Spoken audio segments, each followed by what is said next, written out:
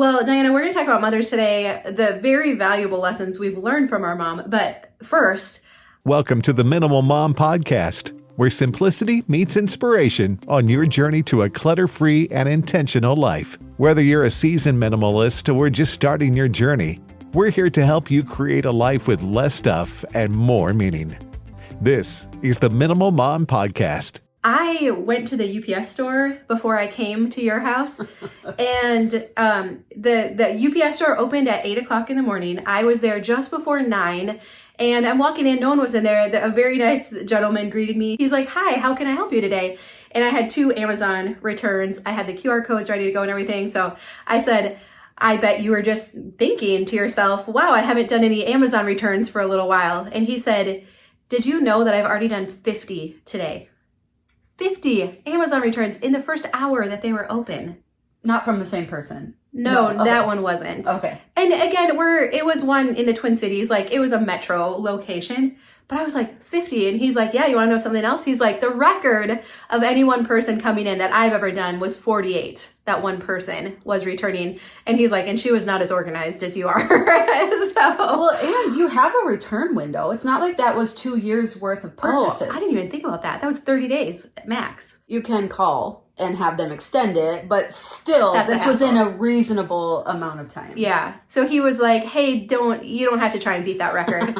And I was like, "Well, or at least if I do, I'll go to a different store with the returns." Right? But do you? I always do this. Do you have all of your QR codes or return things saved like in your photos? Yeah, I have them ready to go. Yeah. Or sometimes I even print them out and just use masking tape to put them on each one. Wow, yeah. And I know sometimes people are like, "How do you have so many Amazon returns?"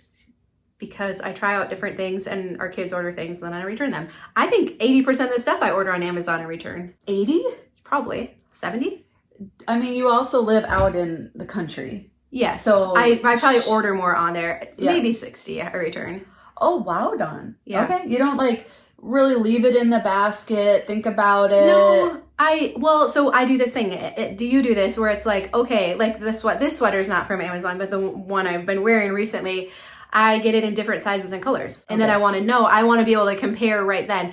And I know myself, I'm diligent with my Amazon returns. I'll get it back in time. So it's like free to try it on at home. I'm not saying this is a good idea or that I even want to we've talked about fast fashion. Like I don't want to, and I've been trying to get less from there, but there are times where it is just easier. And currently I have a couple tops from there that I really like. So I've actually been really proud of myself. I've been trying to leave things in my cart. Or if I am purchasing something, I make sure to save it for my Amazon delivery day to try to, group them together. And my Amazon returns, I think, are down by to 20% of what they used to be. That's pretty just good. By being more thoughtful. And then it's harder for me. This is probably it. It's harder for me to get to, and they charge us now. So you don't get charged for UPS. I get charged to return at UPS $1. Oh. I think it's because of your proximity, because I have a Kohl's retail store, and so that's they want free, you to go there. Yeah. Which to me is, I can think of nothing worse. Oh, gross. Than to have to Kohl's? They're just trying to get you to shop in there. You know what the worst thing I think is? Whenever I pull up to Kohl's, which I don't care if you shop at Kohl's, but my thing with doing returns there is I can never remember which doors to go in. I know. And so it's just the efficiency of it is such a mental block. But if I have to pay $1 to return something, that's really been limiting. That's so good. They should charge, I think, is the moral of the story. Maybe and they clothing are being an exception. Yeah, no, I have heard rumors that they might. Okay, one last topic real quick, and then we are going to move on to Mother's Day. But you and I did a video a little over a week ago, 2 weeks ago, and it was how to stop shopping. And then it also had Mother's Day gifts in there. And the feedback was...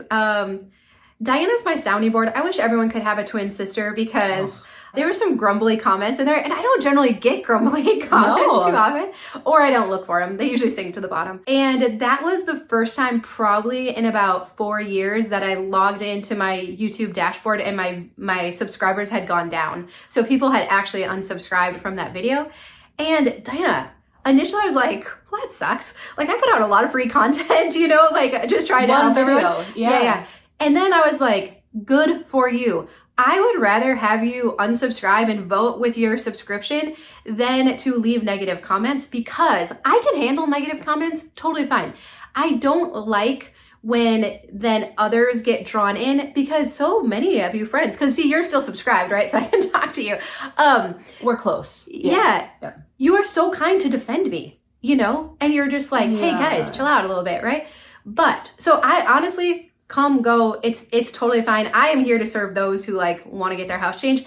And I can see where people are coming from. They're like, dude, that's a little distasteful. You're like giving tips how to stop buying, and they're like, and by the way, here's our Mother's Day gift guide.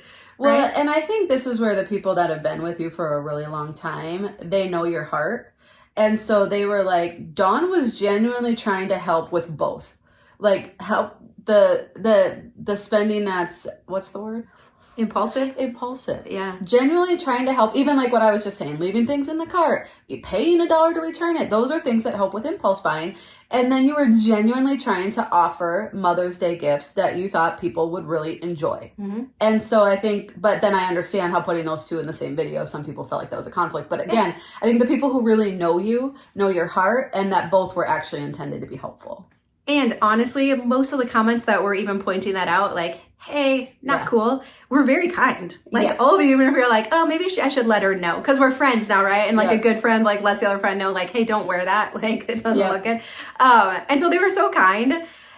And also, like, I think I think the lesson here is we don't have to agree with everyone on everything. Click away, man, right? Like, if ever I do anything that you're like, ugh, gross, then by all means, leave the video. Like, we can see analytics. Like, we know when people are leaving. We know if they aren't watching it. And honestly, if a video is not good, YouTube does not promote it. Yeah. So you're voting by unsubscribing. You're voting by leaving the video. That sends messages to YouTube.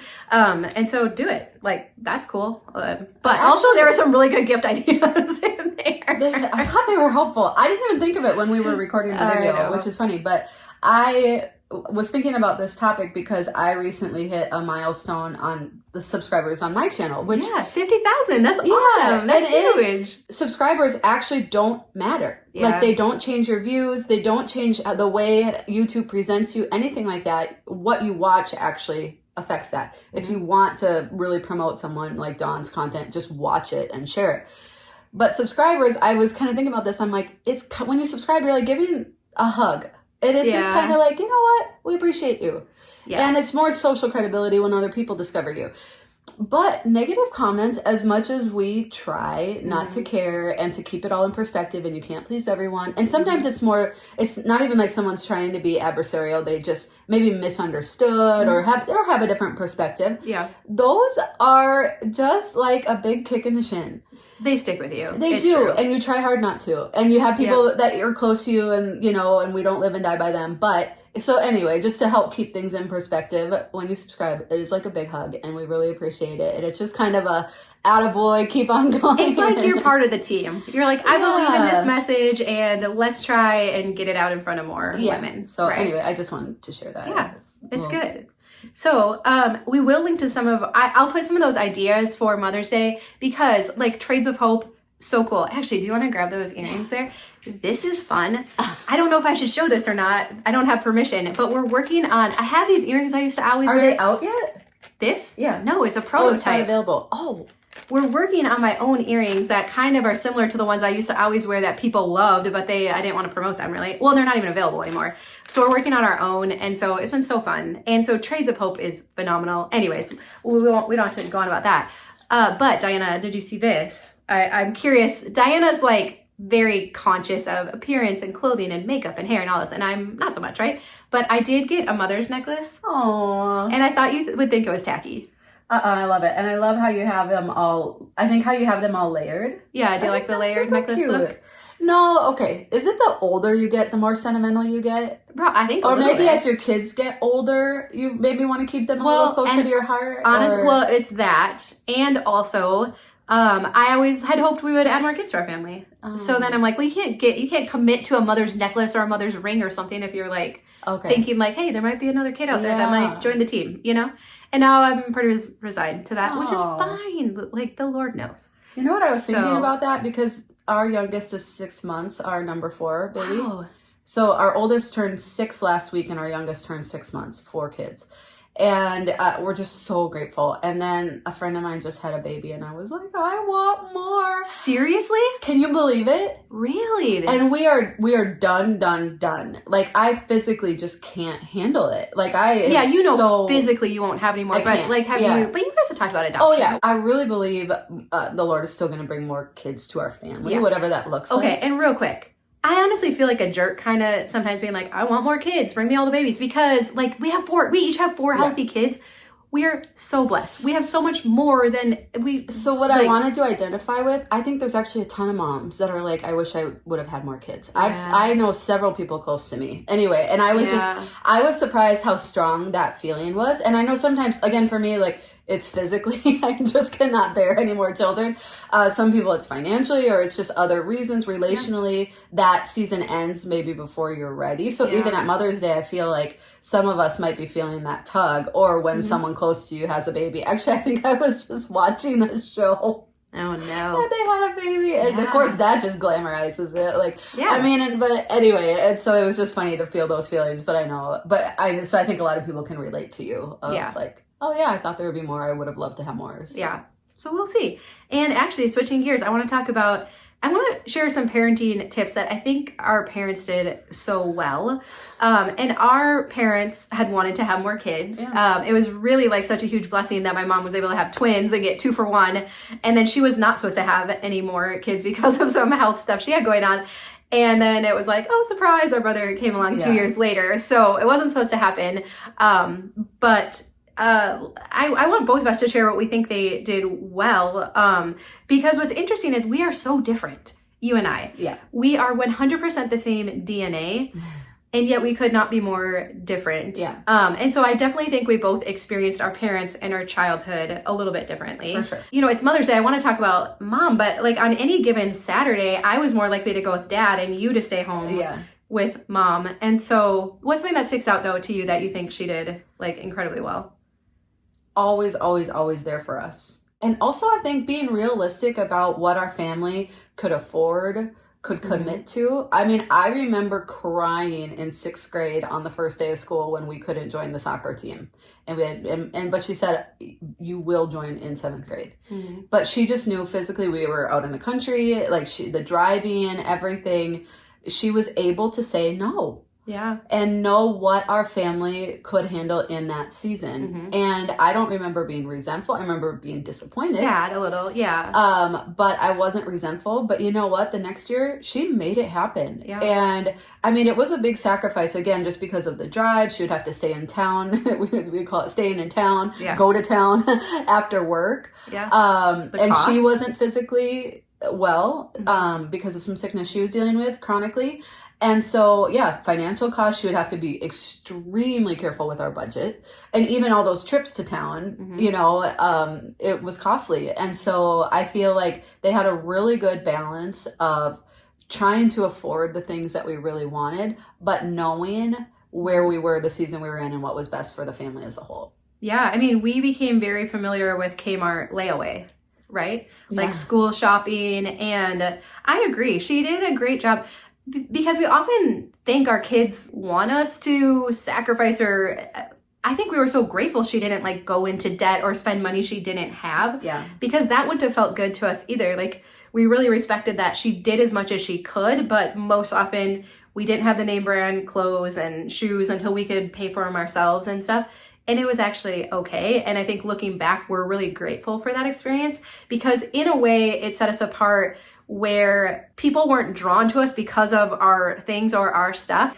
We had personality and we cared about people and we listened to them and we were creative in so many ways because of that. And so you really felt like people appreciated you for you. Now, I think, again, you cared more about a parent, so it's harder for you than it was for me. You know, I probably hunted a little harder at the thrift store to find the name brand shoes, you know, or when the bag of clothes would come from the neighbors. Like, I was probably the first one in there, like, do we have any gems? But along those lines, I feel like there's never been more pressure on parents to say yes. I know one of my friends ended up going on a spring break trip this year that they couldn't afford, but because she felt like her kids were saying, all the kids are going on trips, why we're the only ones not going on a trip? And my heart really went out to her because I just feel like it's a very, very difficult balance. And there's a ton of pressure right now, more so than ever. Even we feel it when we see people online, you know, and what they have. And so there's just a ton of pressure. So being able to walk that line, but know that our kids can handle it. Yeah, and that they'll actually even be grateful for it. And delayed gratification is super real and is an awesome thing too that you can teach. Absolutely. I mean, I know we've talked about this before, but one year our parents were like, okay, you can get new bikes. We had always only had secondhand bikes, and they're like, if you work and pay for half of it, we will pay for the other half. And so what that looked like, the real only opportunity we had in early middle school or late elementary, I don't know, to earn money was to wash pig trailers. So our grandpa had a trucking business. They transported livestock, pigs, and at the end of each day, they would come back home and the trailers had to be pressure washed out. Now, I mean, if you think back to that job, even for us, we're short. You couldn't stand up on all the levels. So you're dragging a pressure washer in and you're washing out pig poop. And it's going everywhere because it's a pressure washer and you're spraying it into corners and it's not sanitary. Thinking back on it, even you talking about it right now, I feel so uncomfortable. And like, thank God you can't go back in time and call CPS because you'd be like, you're letting your kids get covered in pig manure. Mixed with lots of water and sawdust. Yeah. And we wore rain gear. My dad was great. He like fully equipped us. Yeah. But we would make $10 and it was a little over an hour of work. That was great money back then. Well, $15 if it had 3 levels. Oh, that's right. Yeah. So $10 for the 2-level ones, $15 for the 3-level ones. Yeah. So he would load us up. We would go a couple miles to Grandma and Grandpa's house after school, and we'd go wash those things out and make good money. Make money. And so we very quickly saved up for our half of the bikes, and then we went to Kmart and. But you know what happened? They were on sale. But Mom didn't have enough to get them when they were on sale. So she actually had to wait, and then we got them off sale, so she made up the difference. She paid more. That was the life. Such a great parent. I can see that bike clearly in my head. We took such good care of those bikes. Yeah. I mean, they lasted the longest. We would put them away at night, like into the chicken coop or the garage. Yeah. We took such good care of them, and we cared so much because we had worked and we knew our parents had worked and sacrificed. They might still be in a garage somewhere. I kind of wonder. They were so cool. We thought they were so cool. Dawn's was white with speckles. Like mine kind of paint splatters. Purple with some bright neon pink. Orange, It would be so in style right now, too. Yeah. Well, and I think for me, it was that because our mom so both of our parents worked full time. It was not uncommon for our mom to have a second job in the evenings doing bookkeeping. And then they farmed full time. And so, I mean, talk about hardworking parents. And then our mom had health challenges too. And so they relied on us, but not in a way where you sometimes hear about kids being taken advantage of or having to work more than they should. But we were all vital members of our family team. And so it was common for us to cook dinner at night. Definitely we cleaned. And our mom will, I mean, I know she's listening now. She will apologize still to this day. Like, oh, you guys had to do too much. That wasn't fair. And we're like, please don't take that away from us. Because as a child, when you feel needed, then you feel like, I have a place in this world. I am needed. I have skills. Wow. Our parents are trusting us to cook dinner and to do all these things. And we knew most of our friends didn't have to do those same things. But it wasn't in a way where we felt resentful or like we were having to do too much. I felt like that has led to my self-confidence of feeling needed and important.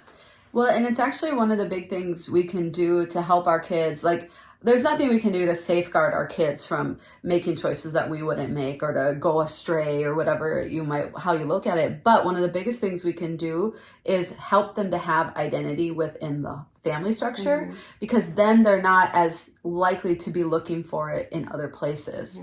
And I don't know, it may seem overly simplistic that chores, family game nights, whatever that might be, could help with, some of those big things that we're facing right now. But I know for us, like, we really had a ton of confidence, and it wasn't because our parents were saying how special we were or how good at, whatever we were. I mean, we were actually really good at school, but that wasn't what actually That's not where our emphasized. identity came from. Yeah, it was just being part of the family. It wasn't from team sports either. I think we often think like, well, kids have to be in sports because that's where they learn teamwork. No. You learn teamwork at home when you're trying to work with your twin sister to make dinner and you're like, if you cook the rice, I'll brown the hamburger. Every and like, night. you know, like we're like dividing up the tasks and why is that there? I have to clean the living room, but you can't leave all your stuff in there if I'm cleaning it, you know? Wow. Like, and I see that with our own kids now.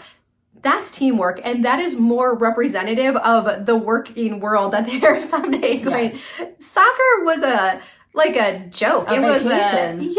Like this is all we have to do today. We had some great coaches along the way, and we're grateful for them and what they do. There's lessons to be learned there too, but we learned way more at home having responsibility. And I know I've talked about sports are fun. Let's be honest. Yeah. Doing dishes every night is not fun. Right. But learning the reality of what it takes to run a family and a household and what real life is like, I think, we're getting harsh, you know? Yeah. We also had to walk uphill both ways to school. Well, we actually did have a hill. The bus it did drop us off at the bottom of the hill in the afternoon. We had to walk out. Okay. No, I think often we don't know what our kids are capable of. And so I'll remember Adeline was 8 or 9 and we were watching a YouTube video of Darcy Isabella. And she's a pretty extreme minimalist. She doesn't make videos right now. But her daughter Francesca was on it, and Francesca made a full meal. Like, she was so excited she was making the full meal for dinner. And Adeline was watching, and she's like, yeah, but she must be like 9 or 10, or she's like older than Adeline was. And I was like looking in the comments in the description, I'm like, no, I think she's the same age. And then we found out like Francesca was 8 at the time. And that same night, Adeline's like, well, I'm going to make dinner. And honestly, it had not even occurred to me that an 8-year-old was capable of making a meal. But that started the path. And she started cooking and baking, and she still loves it so much. She was so proud of what she was making.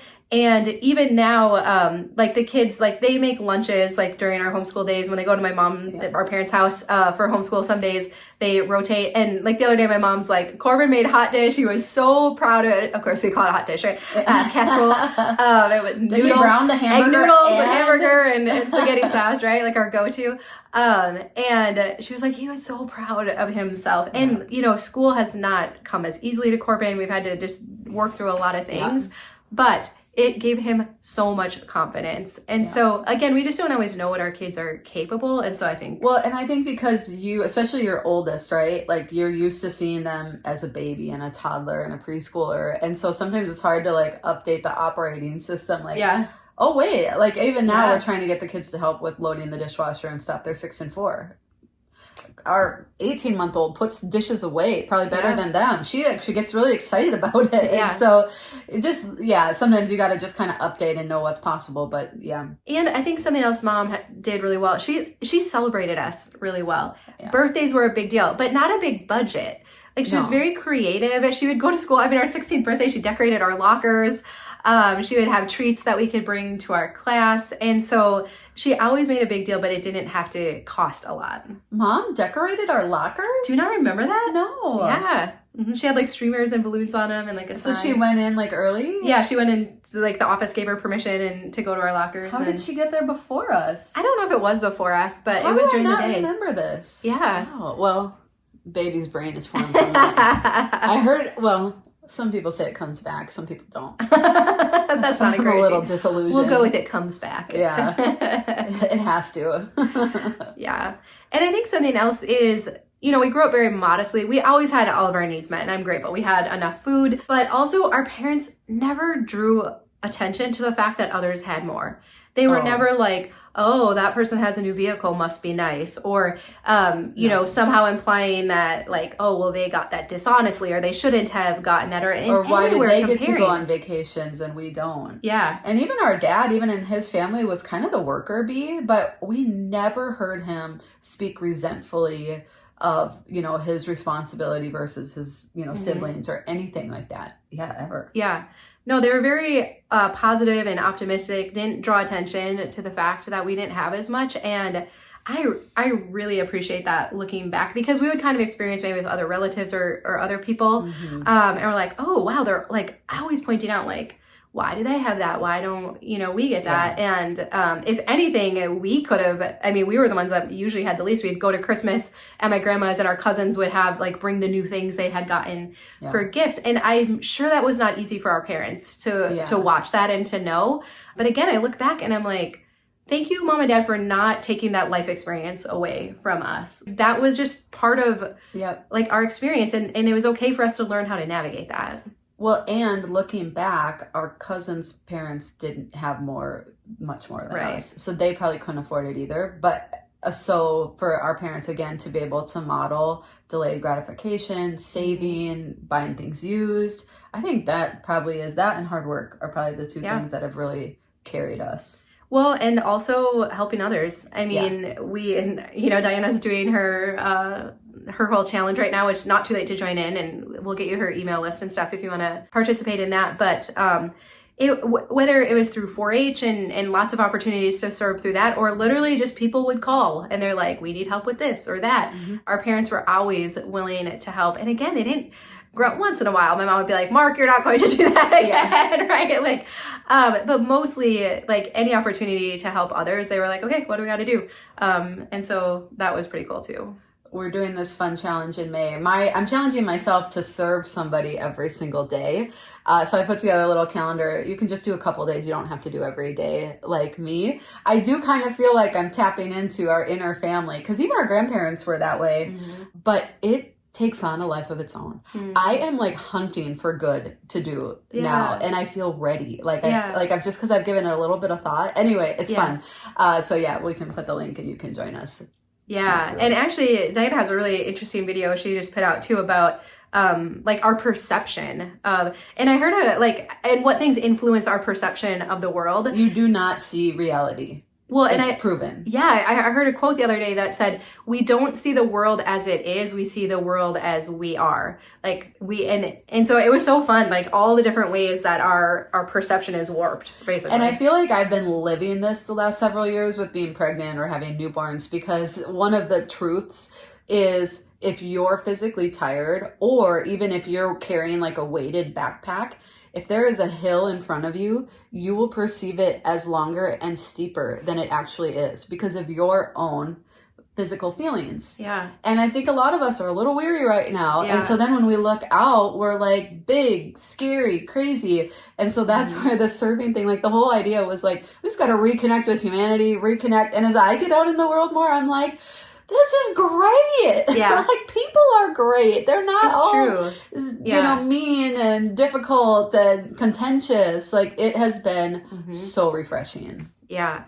No, the 0.001% really ruin it for everyone else, And probably... And reality television shows, it turns out, because they're so contentious.